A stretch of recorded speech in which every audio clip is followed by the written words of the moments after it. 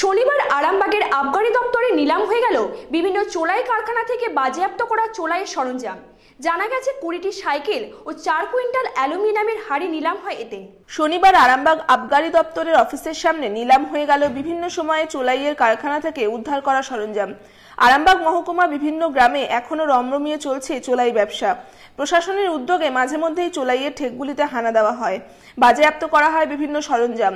অনেক সময় সাধারণ মানুষের মনে প্রশ্ন ওঠে, এই বাজেয়াপ্ত জিনিস কোথায় যায়?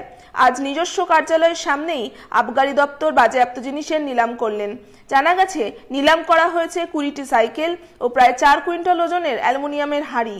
এই বিষয় নিয়ে আবগারি দপ্তরের আধিকারিকদের সাথে কথা বলতে চাইলে তারা অবশ্য এই বিষয়ে কোনো মন্তব্য করতে চায়নি। তবে জানা গেছে, আরামবাগ মহকুমাকে চোলাই মুক্ত করতে আগামী দিনে আরও কঠোর পদক্ষেপ নিতে চলেছে আবগারি দপ্তর। উল্লেখ্য, আরামবাগের বর্তমান এসডিপিও দায়িত্বভার গ্রহণের পরেই বেশ কিছু এলাকাতে তিনি নিজে হানা দিয়েছেন। বিভিন্ন এলাকায় চোলাই মদ খেয়ে মৃত্যুর সংখ্যা বাড়ায় প্রশাসন আরও কঠোরভাবে বিষয়টি নিয়ে উদ্যোগ গ্রহণ করতে চাইছেন। নিউজ আজ বাংলা, আরামবাগ।